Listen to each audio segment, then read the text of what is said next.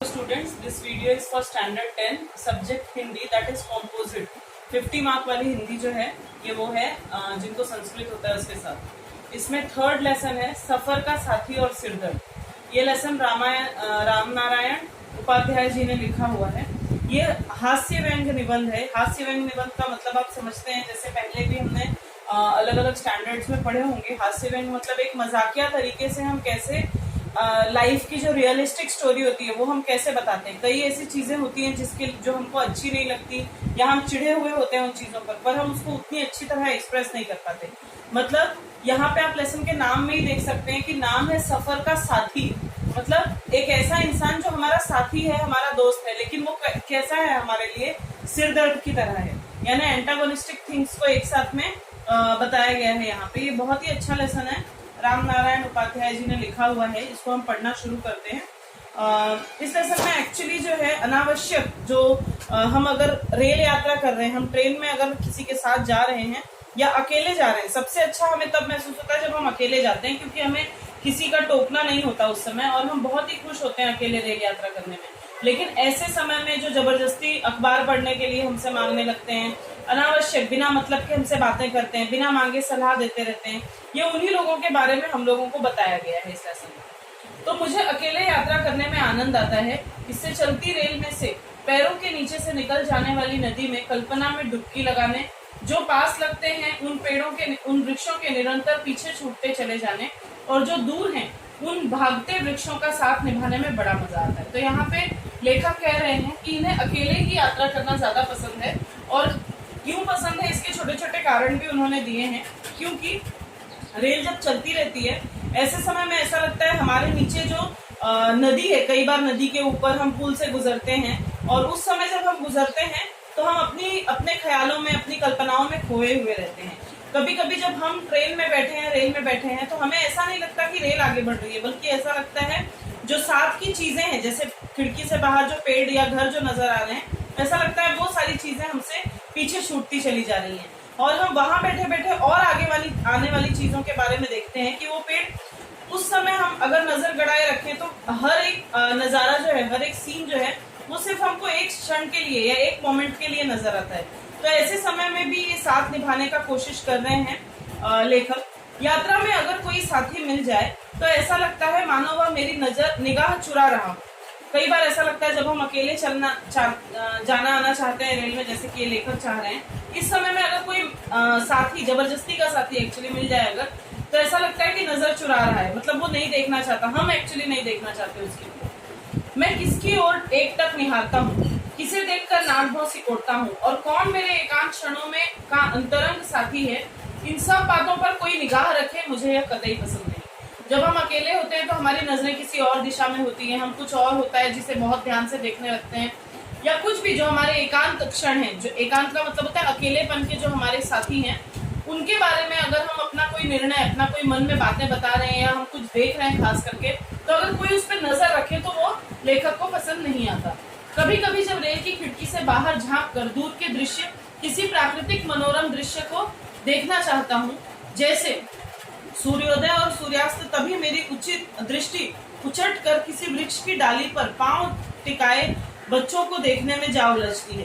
तब मेरे कैमरे के हिल जाने की तरह सारा दृश्य गायब हो जाता है और मैं सोचता रहता हूँ कि आखिर मैं क्या देख रहा था। ये बहुत ही अच्छी बात है। जैसे हम अगर, जब भी हमें कोई अगर कहे कि आप कोई बहुत ही अच्छी सीनरी बनाओ, बहुत ही अच्छा जो है आप चित्र बनाओ, तो हम क्या सोचते हैं, पहाड़ पे हम सूर्योदय दिखाते हैं या सूर्यास्त का माहौल दिखाते हैं, पानी दिखाते हैं, झरना दिखाते हैं। लेकिन वही असली सुंदरता है क्या?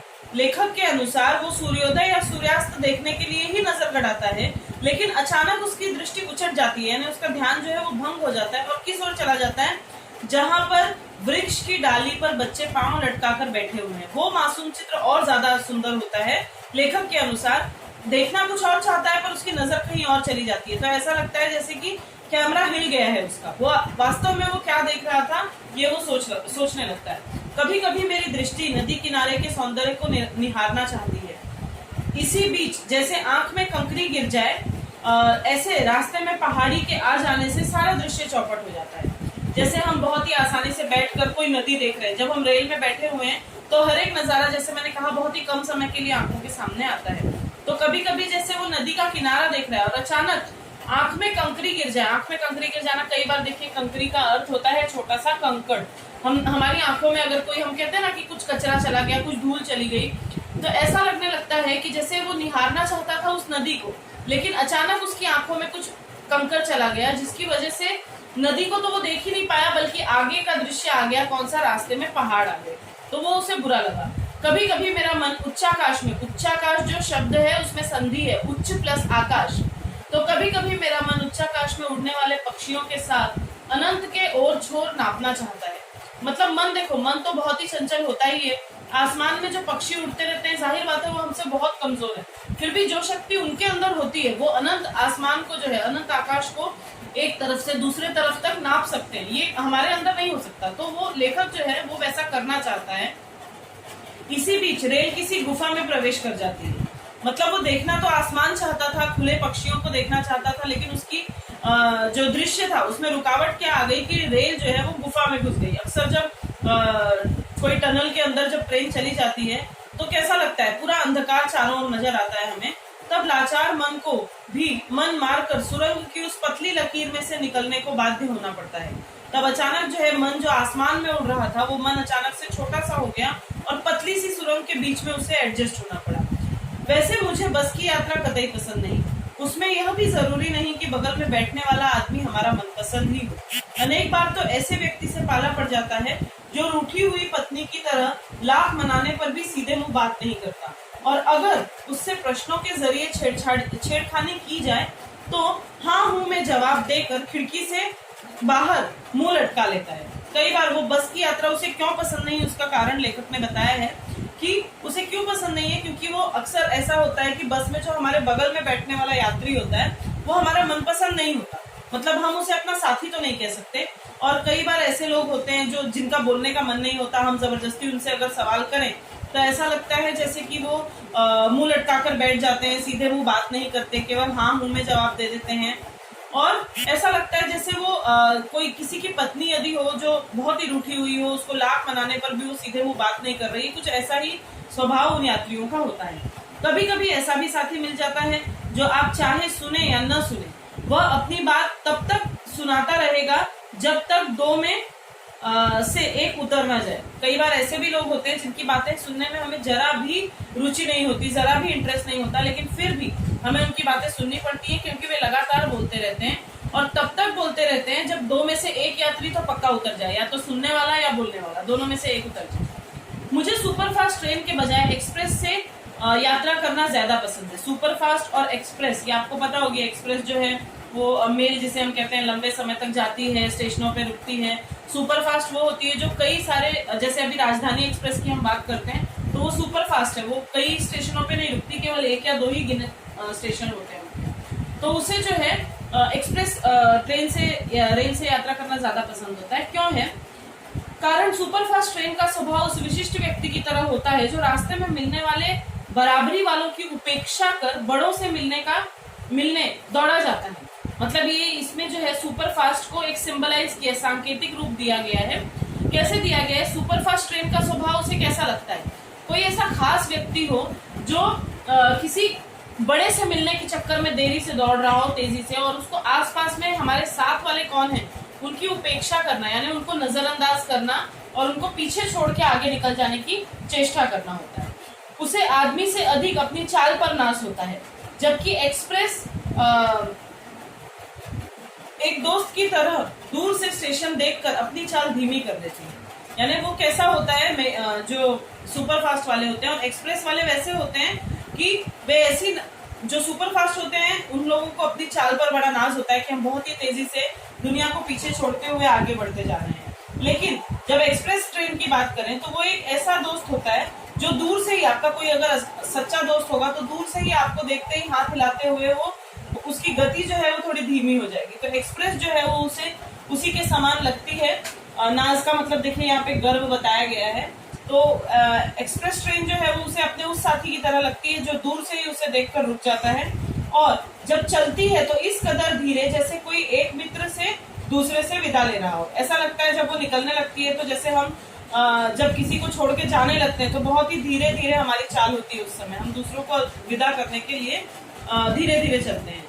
अपने को तो भाई साहब रेल की खिड़की से दुनिया देखने में बड़ा मजा आता है। ऐसा लगता है जैसे शीशे में से डिब्बे वाला बाइस्कोप देख रहे हो। बाइस्कोप अगर आपको नहीं पता हो तो आप बाइस्कोप मतलब होता था पुराने के समय में जब मेला लगता था तो एक बड़े से बॉक्स में ऊपर कपड़ा डाला रहता था, एक तरफ से आंख लगाकर देखते थे तो उस तरफ से हमें कोई चित्र दिखाई देता था। ऐसा हमने साइंस में भी कई सारी चीजें आपने बनाई होंगी 8th या 9th स्टैंडर्ड में, उसको बाइस्कोप कहते हैं। बाइस्कोप यानी पुराने जमाने का आप टेलीविजन या मूवी या कुछ भी आप समझ सकते हैं ऐसे समय में। तो ऐसा लगता है जैसे कोई बाइस्कोप देख रहे हैं। मतलब जब हम रेल में बैठे रहते हैं खिड़की में तो खिड़की के सामने जो है नजारा आता है चला जाता है, दृश्य जो है एक दृश्य के बाद अगला दृश्य, उसके बाद अगला दृश्य, इस तरह से हमें दृश्य गोचर होता है, दिखाई देता है। लेकिन कोई देखने दे तब तो अक्सर हमारे साथ ऐसे लोग होते हैं, हम शांति से बैठ के अगर खिड़की से कुछ देखना चाहते हैं, लोग हमें डिस्टर्ब करते हैं, परेशान करते हैं। जैसे ही आपने पांव रखा और अपनी सीट पर बैठे कि सामने की सीट पर बैठा यात्री आपके झोले में से झांकते अखबार की ओर देखकर पूछेगा, क्या मैं इसे ले सकता हूँ? यानी आप सीट पर आए हैं, आप सीट पर बैठ रहे हैं, लेकिन सामने जो इंसान आपसे बिल्कुल अपरिचित है, जो आपको बिल्कुल नहीं जानता, वह आपके झोले में से देख रहा है कि थोड़ा सा अखबार उसे दिखाई दे रहा है। अखबार देखिए, अखबार को झांकने के लिए कहा गया है। अखबार झांक रहा है मतलब झोले में से कुछ हद तक बाहर निकला हुआ है, तो उसे देखकर वह तुरंत पूछेगा, क्या मैं इसे ले सकता हूँ? यानी एक दूसरे की पहचान न होने के बावजूद भी कुछ ज्यादा ही अपनापन दिखाने की कोशिश करने लगेंगे। भले ही आपने उसे अभी अभी खरीदा हो और उसे खोलकर पढ़ना तो दूर, पन्ने पलटकर भी न देखा हो, लेकिन आपके उत्तर की प्रतीक्षा किए बिना अखबार सामने वाले के हाथों में होगा। मतलब आपके झोले से अखबार, वो केवल एक पूछना जो है वो सिर्फ एक औपचारिकता होगी, एक सिर्फ फॉर्मेलिटी होगी। वो आपके उत्तर का इंतजार भी नहीं करेंगे कि आप कह रहे हैं कि आप लीजिए अखबार या नहीं लीजिए, वो तुरंत निकाल लेंगे और उनकी आंखों में वो होगा, भले ही आपने उस अखबार को अभी तक पढ़ा भी ना हो। आपकी स्थिति मांगने वालों की हो जाएगी। अब जो है आपने खरीदा है लेकिन वो अब आपका नहीं रहा, वो किसी और का हो गया अखबार, और आप जो है अब उसके इंतजार में बैठे हैं कि कब उसका पढ़कर हो जाएगा और आप उसे मांगेंगे, और आप उत्सुकता से राह देखेंगे कि समाचार पत्र अब लौटेगी कब वो आपके हाथ में आएगा, वो आप रास्ता देखते रहेंगे। तभी वे सज्जन एक जम्हाई लेकर उसे बेतरतीबी से मोड़ते हुए, बेतरतीबी यानी बेढंग तरीके से हम कहेंगे उसको, कि वो सज्जन जो हैं, जो महानुभाव जिन्होंने हमारे अखबार लिया था, वो एक जम्हाई लेंगे। जम्हाई यानी यॉर्निंग करना होता है, तो जम्हाई लेते हैं और उल्टे पुल्टे कैसे भी तरीके से वो अखबार को मोड़ लेते हैं, और इस तरह से मोड़ते हुए किसी दूसरे मांगने वाले की ओर इस तरह शान से बढ़ा देंगे मानो समाचार पत्र आपका नहीं, उनकी निजी संपत्ति है। मतलब आपसे बिना पूछे एक तो उन्होंने लिया, पढ़ के हो जाने के बाद एक तो बेढंगे तरीके से उसे फोल्ड किया है, और आपको वापस लौटाने की जगह वो कोई और जो मांगने वाला होगा उसके हाथ में पकड़ा देंगे। मतलब अखबार जो है वो आपकी नहीं बल्कि उनकी निजी संपत्ति यानी प्राइवेट प्रॉपर्टी हो जाएगी। देखते देखते समाचार पत्र के पन्ने एक दूसरे से जुदा होकर पूरे डब्बे के चक्कर काटने लगेंगे। मतलब समाचार पत्र यानी जो न्यूज़पेपर है उसमें 3-4 पेजेस होते हैं, तो देखते देखते क्या होगा, एक पेज कोई और पढ़ रहा है, दूसरा पेज कोई और पूरी तरह से वो फैल जाएगा। मजे की बात यह है कि एक समाचार पत्र के कितने उपयोग हो सकते हैं। अब समाचार पत्र आपके पास तो आया नहीं, वो चला गया जिसके पास जाना था, और उसका उपयोग किस किस तरह से हुआ है देखिए। यह आपको जो आकृति पूर्ण करो आता है उसमें आ सकता है समाचार पत्र के उपयोग किस तरह से देखिए होता है। सबसे पहले किस तरह से उपयोग होगा ये रेल की यात्रा में हम पता कर सकते हैं। कैसे है, कोई ललित निबंध के तो कोई संपादकीय पन्ने से अपनी सीट झाड़ता नजर आएगा। ललित निबंध मतलब जो ऐसे अच्छे वाले आर्टिकल्स लिखे हुए होंगे न्यूज़पेपर के जिस पेज पे, या कोई एडिशन होगा खास, उससे आप देखेंगे तो वो पेपर से सीट साफ करता हुआ नजर आएगा कोई इंसान। कोई समाचार पत्र फैलाकर उस पर भोजन करता दिखाई देगा। पहला तो हो गया सीट साफ करना, दूसरा हो गया फैलाकर उस पर भोजन रखे भोजन करता हुआ दिखाई देगा। बेचारे समाचार पत्र वाले ने भी कभी नहीं सोचा होगा कि उसके पत्र के इतने उपयोग हो सकते हैं। मतलब पढ़ने के अलावा ये 2 उपयोग और बताए गए इसके। इन सबसे परेशान होकर जब आप पीछे की ओर सिर टिकाकर कुछ क्षण आराम करना चाहेंगे, इसी बीच आपके सामने एक प्रश्न उछलेगा, कहाँ तक चल रहे हैं? मतलब जैसे ही आप थोड़ा सोचेंगे कि चलो समाचार पत्र तो पढ़ने मिला नहीं, आप सिर टिका लेंगे और सोचेंगे थोड़ी देर आंख बंद करके रेस्ट करने, ऐसे समय में एक सामने से एक प्रश्न जो है आपके ऊपर उछलेगा, कहाँ तक चल रहे हैं? आप अनमने मन से कहेंगे भोपाल तक। फिर वो पूछेंगे भोपाल गाड़ी कितने बजे तक पहुंचती है? आप कहेंगे 3:15 बजे। मतलब ये है कि एक तो आपका सवाल का जवाब देने का बिल्कुल उत्तर नहीं है, लेकिन फिर भी वो आपसे बिना मतलब के सवाल पूछेंगे। वो जानना चाहते हैं आप कहाँ जा रहे हैं, आपकी गाड़ी वहां कितने बजे पहुंचेगी, ये सारे प्रश्न उनके होंगे। फिर वे तर्क देंगे। पहले तो 4 बजे पहुंचती थी, फिर आप कहेंगे टाइम बदल गया है। वो बोलेंगे गाड़ी में तो कई जगह चेन पुलिंग होती होगी। चेन पुलिंग यानी चेन खींच लेते हैं जो गले से, ठीक है। आज की तारीख में पहुंच जाएं, यही गनीमत। नहीं, चेन पुलिंग यहाँ पे वो नहीं है। चेन पुलिंग यानी जो गाड़ी में चेन खींच लेते हैं अचानक गाड़ी को रोकने के लिए, ये वो है। तो यानी वो ये कहना चाह रहे हैं कि पहले तो 4 बजे पहुंचती थी, फिर टाइम तो बदल गया है, आपने बता दिया। अब देखिए 3 से 3:15 बजे से 4 बजे का समय, यानी गाड़ी थोड़ी सी लेट है। उसके अलावा टाइम बदलने के बाद में उनका और एक्सक्यूज है कि और भी कारणों से लेट हो सकता है। जैसे अगर बीच में किसी ने कहीं चेन खींच दी कि हमें गाड़ी को रोकने के लिए, तो वो भी एक कारण हो सकता है। आज की तारीख में पहुंच जाएं, यही गनीमत है। मतलब बस आज कैसे भी करके हमारा जो गंतव्य है, जो हमारा डेस्टिनेशन है, वहां हम पहुंच जाएं। आप सोचेंगे चर्चा का अंत हुआ, तभी तीर की तरह प्रश्न उछलेगा, आप हबीबगंज उतरेंगे या भोपाल। अब जो है ये प्रश्न है, लेकिन देखिए क्वेश्चन मार्क नहीं लगाया है, सीधी लाइन खींची गई है, वहां पे पूर्ण विराम है। यानी कि वो जानते हैं आपका उत्तर किस तरह का होने वाला है, लेकिन फिर भी वो सवाल पूछेंगे। फिर आप कहेंगे हबीबगंज, फिर वो पूछेंगे हबीबगंज क्यों, फिर आप जवाब देंगे वहां से तुलसी नगर पास पड़ता है। अब ये बोलने की बात हो गई है। अब वो चिढ़ गए हैं इस बात पर, लेकिन फिर भी सुनना तो पड़ेगा, सवाल निरर्थक तो जवाब देना ही पड़ेगा आपको। तो फिर वे चिढ़कर कहेंगे खाक पास पड़ता है। ऑटो वाले 5-7 रुपए ऐंठ लेंगे। ऐंठ लेना मतलब ठग लेते हैं, मतलब इनसे 5-7 रुपए ले लेंगे ऑटो वाले, अगर आप तुलसी नगर उतरेंगे तो। तुलसी नगर के लिए ऑटो पकड़ेंगे तो कहाँ से, हबीबगंज। हाँ, तो अब उनके सवाल जो है अगले आने वाले हैं। इससे तो अच्छा होता आप भोपाल स्टेशन उतरते। मतलब ये ऐसा है जो बिना मांगे आपको सलाह दी जा रही है, आपसे कोई मतलब नहीं है, आप अपने गंतव्य पे ही उतरने वाले हैं, लेकिन फिर भी ये जबरदस्ती आपको सलाह देंगे। इससे तो अच्छा है कि आप भोपाल स्टेशन उतरते, वहां से 4 कदम चलने पर टेम्पो मिल जाता। टेम्पो यानी जो गांव एरिया में जो ऑटो चलती है वो वाली, जो 50 पैसे में टीटी नगर और फिर 50 पैसे में तुलसी नगर, तो क्या अरोरा कॉलोनी तक उतार देता। मतलब ये आपको पूरा उन्होंने बता दिया, आपके पूरा आर्थिक जो हिसाब किताब था वो भी सब उन्होंने समझा दिया कि आपको इतने 5-7 रुपए खर्च करने की जरूरत नहीं है। उससे अच्छा आप जो है भोपाल स्टेशन पर उतरिए और वहां पर से थोड़ा सा 4 कदम चलने पर आपको टेम्पो मिलेगा, 50 पैसे में वो टीटी नगर छोड़ेगा, फिर वहां से अगली टेम्पो पकड़कर 50 पैसे में आप तुलसी नगर उतरेंगे। और तुलसी नगर से क्या, अगर आप चाहें तो 50 पैसे ही उसको देके आप अरोरा कॉलोनी तक जा सकते हैं और आगे बढ़ सकते हैं। सोचा कहीं यह पुनः हबीबगंज स्टेशन ले जाकर वहां से वापस ट्रेन में न बैठा दे, अतएव चुप्पी साधकर निश्चल बैठ गया यानी बिना मूवमेंट के। निश्चल यानी निह प्लस चल, यानी बिना हिले डुले जो है एक जगह पर जाकर बैठ गया कि डर लगने लगा कहीं ये तुरंत हमको वापस से हबीबगंज ले जाके उतार न दे। अगर आप यात्रा पर हैं तो आपको सहयात्री के प्रश्नों का जवाब देना ही होगा, ये हमारे लिए कंपल्शन होता है। अगर हमने नहीं दिया तो हम अभद्र हैं, हम अव्यवहारिक हैं, हम किसी से अच्छी तरह से बात नहीं करते। फिर उन्होंने सवाल पूछा भोपाल में क्या करते हैं। मैंने कहा मीटिंग में जा रहा हूँ। वे कहना शुरू कर देते हैं अपन तो वल्लभ भवन के अकाउंट सेक्शन में है, लोगों के बिल बनाते बनाते अपना भी वेतन निकल जाता है, रहने को ठाठ से सरकारी क्वार्टर मिला है, बीवी और 2 बच्चे हैं। मतलब ये वो सवाल थे जिनका जवाब आपको कभी सुनना ही नहीं था, लेकिन फिर भी वो बताएंगे। आप सिर्फ इतना बताया कि आप मीटिंग में जा रहे हैं, परंतु उन्होंने अपना पूरा बायोडेटा आपको दे दिया कि वो वल्लभ भवन में अकाउंट सेक्शन में काम करते हैं, लोगों के बिल बनाते हैं और अपना भी उनका खर्चा उसी में निकल जाता है। सरकारी क्वार्टर मिला हुआ है रहने के लिए, यानी जो जहाँ पे काम करते हैं गवर्नमेंट की तरफ से रूम मिला हुआ है, बीवी है, 2 बच्चे हैं। अगर ट्रेन में रेलवे कर्मचारी का साथ हो जाए तो सारे रास्ते गाड़ियों की शटिंग करने की आवाज सुनाई देगी। अब अगर आपका साथी, ये दूसरी सिचुएशन है, वो कह रहे हैं कि अगर आपका साथी कोई रेलवे वाला हो जाए, मतलब रेलवे गाड़ी वाला हो जाए, तो आपको उसी के बारे में सारा डिस्कशन सुनाई देगा।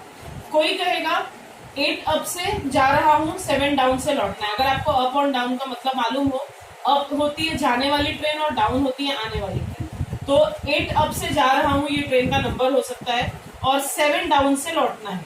ठीक है, 8 और 7 यहाँ पे नंबर्स हैं इंग्लिश में। अगर स्टेशन मास्टर ने सिग्नल नहीं दिया और गाड़ी आउटर पर आकर खड़ी हो गई, आउटर समझ रहे हैं मतलब स्टेशन के अलावा कहीं दूर थोड़ा आगे निकलकर अगर खड़ी हो गई, तो रात वापस घर लौटना मुश्किल है, क्योंकि वापस लौटकर स्टेशन तक आना पड़ेगा। आजकल तो मेल को रोककर माल को पास करना पड़ता है। मेल और माल दोनों सिंगल इन्वर्टेड कॉमा में वर्ड दिए गए हैं। मेल अगर आपको पता होगा तो मेल ट्रेन जो होती है वो है, और माल यानी मालगाड़ी जो हम बोलते हैं, ठीक है, जिसमें सामान होता है। तो यहाँ पर ये बताया गया है कि आजकल मेल को रोक देते हैं। मेल में कौन है? इंसान, और मालगाड़ी में कौन है? सामान। तो मेल को रोक देते हैं और माल को पास करते हैं। मतलब आज के डेट में मेल में जो इंसान बैठे हैं उनके समय की कीमत मालगाड़ी में जो सामान रखे हैं उनके समय की कीमत से कम है, इसलिए तो मालगाड़ी को आगे भेजा जाता है और मेल को पीछे, ठीक है। कारण, मालगाड़ी में भरे माल के बिगड़ने का डर रहता है, जबकि मेल में बैठा आदमी बिगड़ता नहीं। कारण भी बताया है कि क्यों ऐसा किया जाता है, क्योंकि मालगाड़ी में जो माल है यानी जो सामान है वो खराब भी हो सकता है, लेकिन मेल ट्रेन में जो इंसान बैठा हुआ है वो तो खराब नहीं होता। अरे नाराज भी तो नहीं होता, क्या खाकर नाराज होगा? अगर शिकायत करना चाहे तो शिकायत पुस्तिका मांगे, जब तक शिकायत पुस्तिका आएगी तब तक रेल चली जाएगी। यानी मतलब चाह कर भी नाराज नहीं हो सकता, सिर्फ अपना गुस्सा अपने तक ही रख सकता है रेल में बैठा हुआ आदमी, क्योंकि अगर वो शिकायत करने के लिए, कंप्लेन के लिए अगर बुकलेट मांगेगा तो वो जब तक उसके पास आएगी तब तक ट्रेन आगे बढ़ नहीं जाएगी। तो दूसरे ने कहा, मैं पूछताछ विभाग में काम करता हूँ। लोग भी कैसे कैसे सवाल पूछते हैं। कोई पूछता है बस 10 बजे वाली रेल कब आएगी। अभी कैसे कैसे सवाल है, देखो, पूछताछ विभाग यानी इंक्वायरी काउंटर जिसको हम लोग बोलते हैं, वहां पे। तो दूसरा ये जवाब दे रहा है कि वो इंक्वायरी काउंटर पे काम करता है, ठीक है। अब लोग जो है कैसे कैसे सवाल पूछने आते हैं, देखिए इंक्वायरी काउंटर पे। कोई पूछता है 10 बजे वाली रेल कब आएगी। अब 10 बजे ऑलरेडी उसका समय है तो वो 10 बजे ही आएगी, लेकिन वो पूछने आएगा कि 10 बजे वाली रेल कब आएगी। कोई पूछता है छोटी लाइन वाली गाड़ी कहाँ पर खड़ी होगी, मानो उसके बड़ी लाइन का खड़ी होने का अंदेशा हो। अंदेशा का मतलब यहाँ पे दिया गया आशंका या पूर्वानुमान, मतलब प्रिजुडिस जिसको हम बोलते हैं। पहले से हमने कोई अपना दिमाग में एक धारणा, एक कंफर्मेशन बना रखी है ऐसा। जाहिर बात है छोटी लाइन वाली छोटी लाइन पे आएगी और बड़ी लाइन वाली बड़ी लाइन पे आएगी, फिर भी लोग पूछते हैं। एक दिन एक आदमी ने तो कमाल कर दिया, पूछा, क्यों भाई साहब, बिना टिकट वालों के लिए बाहर जाने का रास्ता किधर है? मतलब अगर किसी ने कोई टिकट ना लिया हो तो बाहर किस रास्ते से जाएगा? मैंने कहा, मेरे पास बैठ जाओ, मैं भी एक दिन इसी तरह रास्ता पूछते पूछते यहाँ आया था।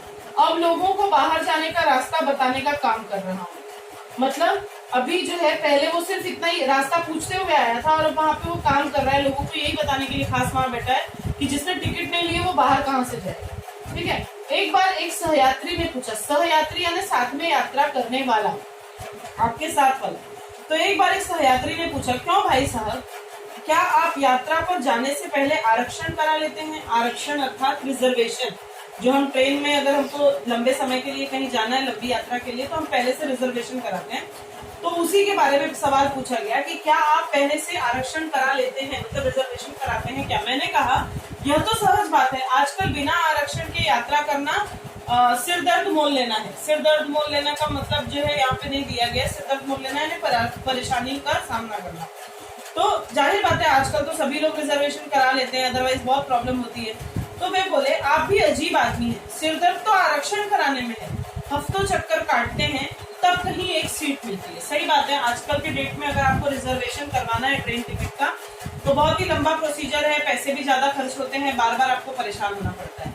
आप शाम से टिकट जेब में रखते हैं, अकड़ कर डिब्बे में प्रवेश करते हैं। बहुत ही शान से जो है आप टिकट रिजर्वेशन कराने के बाद अपनी जेब में रखकर अकड़ कर डिब्बे में जाके बैठते हैं। और जब कंडक्टर को आरक्षण का टिकट दिखाते हैं, कंडक्टर यानी वहां पे ट्रेन का जो टीसी हो गया, समझ लो वो है, तो उसको जब आप आरक्षण का टिकट दिखाते हैं तो वह हिकारत भरी नजर से, निगाह से देखता है। हिकारत का मतलब आप देख सकते हैं घृणा यानी नफरत, चिढ़ से वो आपकी तरफ देखता है। क्यों चिढ़ से? क्योंकि उसमें उसकी कोई कमाई नहीं हो पाती, आपका रिजर्वेशन का टिकट है और वो सिर्फ आपके हिसाब किताब रख सकता है।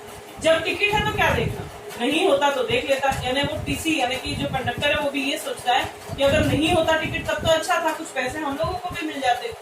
वह दूसरे यात्री के पास जाता है, उसके पास ना टिकट है ना आरक्षण, मतलब जो दूसरा यात्री उस रेल में यात्रा कर रहा है उसके पास ना तो टिकट है और ना ही कोई आरक्षण यानी रिजर्वेशन है। इशारे इशारे में कुछ बात होती है और उसे वह जहां से चाहता है, जहां तक के लिए चाहता है, वहां तक के लिए सीट मिल जाती है। यानी वो कुछ सेटिंग हो जाती है, मतलब इसके बीच में टीसी के और जो यात्री है उसके बीच में पैसे वैसे देकर हिसाब किताब सेटल कर लिया जाता है। देखा नहीं आपने, रेल के हर डिब्बे पर लिखा है, भारतीय रेल जनता की संपत्ति है, इसे सुरक्षित रखिए। लेकिन इसके पीछे एक अलिखित इबारत भी होती है। भारतीय रेल कंडक्टर की संपत्ति, कंडक्टर यानी टीसी है, हर भारत की रेल पर लिखा होता है कि भारतीय रेल जो है वो जनता की संपत्ति है, यानी वो हमारी अपनी चीज है और उसकी सुरक्षा भी हमारी जिम्मेदारी है। लेकिन एक अलिखित इबारत, इबारत जो है वो यहाँ पे दिया हुआ है। इबारत का मतलब होता है लिखा हुआ, यानी एक रिटन स्टेटमेंट की तरह वहां पे होता है कि अलिखित है। ये अलिखित मतलब जो हमें लिखा नहीं है लेकिन फिर भी लिखा हुआ है, यानी जो हमको दिखाई नहीं देता लेकिन सच्चाई वही है कि भारतीय रेल जो है वो कंडक्टर की संपत्ति है। वो जैसे चाहे वैसे वो सेट कर लेता है। सांझ हो चली थी, डिब्बे की बत्तियां जलने लगी थी, लोगों ने अपने अपने होल्डॉल बिछाने शुरू कर दी। होल्डॉल यानी वो जो बिस्तर बिस्तर मिला रहता है या जो भी लेके गए रहते हैं साथ में। शाम होने लगी, बत्तियां जलने लगी, ट्रेन में जो लाइट्स ऑन होने लगी, धीरे धीरे लोग अपना बिस्तर बिस्तर लगाने लगे। मैंने भी थककर चूर हो जाने के बाद सिर दर्द की एक गोली खाई और लेटना चाहा। अब वो पूरे रास्ते जो है लेखक बहुत ही परेशान हो गए। अब वो लेटना चाहते हैं आराम करने के लिए, और इतना ज्यादा क्योंकि पाठ के नाम में ही सिर दर्द है, यानी साथी और सिर दर्द है, तो साथी के कारण होने वाला जो सिर दर्द है उसकी वजह से उन्होंने सिर दर्द की एक गोली खाई और लेटने चले गए। तभी अचानक फिर से सवाल आया। सहयात्री ने देखा तो पूछा, क्या आपको सिर दर्द हो रहा है? मैंने कहा जी हाँ। बोले, आप ऐसी वैसी गोलियां क्यों खाते हैं? इससे रिएक्शन हो सकता है। फिर पूछा, कल क्या खाया था? रास्ते में कहीं पूरी कचौड़ी तो नहीं खा ली? अरे ये रेलवे के ठेकेदार कल की बासी पूरी कचौड़ी को उबलती कड़ाही में डालकर ताजा के नाम पर बेचते हैं। कहेंगे हाथ लगाकर देख लो गर्म है कि नहीं। उन्हें तो अपनी जेब गर्म करनी है। अब ये अगला सरदर्द जो है वो शुरू हो चुका था। गोलियां खा ली, लेकिन फिर भी उसके लिए भी जो सामने वाला जो हमारा सहयात्री है वो हमें ये कह रहा है कि रिएक्शन हो सकता है, आप ऐसी वैसी कोई भी गोली खा लेंगे तो। और खाने के सरदर्द के कारण भी बता रहा है। कारण में उसका पहला कारण ये है कि अगर आपने रास्ते में कोई पूरी कचौड़ी टाइप खा लिया होगा सामान, तो वो जो रास्ते में जो ठेकेदार, रेलवे ठेकेदार यानी कोई असल ठेकेदार नहीं हो, बट जिन लोगों के पास अथॉरिटी है इन खाने की चीजों की, ट्रेन में जब आप लंबे डिस्टेंस पे जाएंगे तो उसमें पेंट्री यार्ड होता है, लोग पूछने आते हैं आप क्या खाएंगे अगर आपको ऑर्डर देना है तो वो आपको दर्शाएंगे ऐसे कि पूरी कचौड़ी एकदम गरम गरम है। गरम क्यों होगी? वो बासी होती है, लेकिन उसको उबलती कढ़ाई में डालकर फिर से एक बार गरम कर देते हैं और आपको बोलेंगे भी कि हाथ लगाकर देख लो वो गरम है। लेकिन वास्तविकता क्या है कि वे अपनी जेब गरम करना चाहते हैं। जेब गरम करने का मतलब क्या होता है? वो आपसे पैसे ऐंठना चाहते हैं। मैं तो घर से पराठे लेकर चलता हूँ, रास्ते में कोई और पराठे वाला मिल जाता है तो 2 और 2 4 मिलाकर खाने में मजा आ जाता है। अब वो जबरदस्ती फिर कहे जा रहे हैं कि अगर कोई रास्ते में मिल गया तो मैं पराठे जो लेकर आया उसके साथ मिलजुल कर उसके भी पराठे मैं और मेरे पराठे वो, इस तरह से हम खा पी लेते हैं। फिर पूछा, आपको सिर दर्द कितने समय से? क्या यह पैतृक बीमारी है या केवल आपको ही है? पैतृक यानी मतलब पैटर्नल जिसको हम लोग बोलते हैं, मतलब फादर से मिली हुई, मतलब ऑलरेडी हमारे फैमिली में किसी को ये प्रॉब्लम है क्या, ऐसा उन्होंने उनसे पूछा। मैंने कहा मेरे परिवार में सभी के सिर हैं, अतएव सबको सिर दर्द होना स्वाभाविक है। मतलब अगर सिर है तो सिर में दर्द कभी ना कभी तो जरूर होता होगा, ऐसा उन्होंने लेखक ने कहा। फिर वो सहयात्री बोले, वे बोले, क्या आप भी बिना सिर पैर की बातें करते हैं? जिनके पाँव में शनि होता है उन्हें भी सिर दर्द होता है। अब दूसरा कारण देखिए, पहले तो बिना सिर पैर की बातें करना होता है निराधार या व्यर्थ बात करना, फालतू की बातें करना। मतलब निराधार मतलब बिना किसी आधार के, तो किसी प्रूफ के बिना। मतलब अब इसका कोई भी प्रूफ नहीं है कि किसी के पैर में शनि होने से ऐसा कुछ हो सकता है। तो उन्होंने कहा जिसके पैर में शनि होता है उन्हें भी सिर दर्द होता है, जिसके पेट में गैस होती है उन्हें भी सिर दर्द होता है। मतलब पहले तो व्यर्थ की पूरी कचौड़ी खाने से, उसके अलावा पाँव में शनि होने से, और तीसरा जिसके पेट में दर्द होता है। पाँव में शनि का मतलब आपको बताओ, शनि जो है वो ग्रह है, तो इस तरह से माना जाता है कि अगर वो किसी के पैरों में हो तो क्या ये असर होगा। मैंने कहा आप बजा फरमाते हैं। बजा, बजा का अर्थ यहाँ पे दिया है उचित या ठीक, मतलब सही, करेक्ट बोल रहे हैं आप, बिल्कुल सही कह रहे हैं। जब मैं घर से चला तो भला चंगा था, ट्रेन में बैठा तब भी कोई शिकायत नहीं थी, किताब पढ़नी चाहिए तब भी मन आनंद से हिलोरे ले रहा था। लेकिन जब से हम सफर सहयात्रियों ने सिर खाना शुरू किया तो बेचारा सिर दर्द नहीं करे तो क्या करे। अब ये बहुत ही लेखक ने जो है बहुत ही हार्श वर्ड्स में बोला है कि आप बजा फरमाते हैं, मतलब आप बिल्कुल सही कह रहे हैं। मैं घर से एकदम अच्छा खासा था, ट्रेन में अच्छा खासा था, जब मैं किताब पढ़ना चाह रहा था तब भी मैं बहुत खुश था। लेकिन जब ये पास के जो सहयात्री हैं, हम सफर यानी हमारे साथ सफर करने वाले लोग, उन लोगों ने जब सिर खाना शुरू किया मतलब परेशान करना, बार बार बेमतलब की बातें करना शुरू किया, तो सिर तो दर्द करेगा ही। सच कहता हूँ भाई साहब, मैं सिर दर्द से नहीं, हम सफर यात्रियों के दर्द सिर से परेशान हूँ। ये बहुत ही अच्छी लाइन है। कि उन्होंने हमको ये बताया है, ये पाठकों के लिए, ये जो भाई साहब, ये जो लास्ट का एक पैराग्राफ है ना, ये पाठकों के लिए, पाठक क्या है, रीडर्स, तो हम लोगों के लिए ये लिखा गया है कि लेखक जो है वो असली में किसी सिर दर्द से परेशान नहीं है, बल्कि हम सफर के जो यात्री हैं, जो हमारे साथ बैठने वाले जो यात्री हैं, उन लोगों ने जो सिर में दर्द दिया है, उस दर्द सिर से परेशान है, ऐसा लेखक कहना चाह रहे। तो ये बहुत ही अच्छा व्यंग्य निबंध था, सफर का साथी और सिरदर्द, जिसे लिखा था राम नारायण उपाध्याय जी ने। धन्यवाद।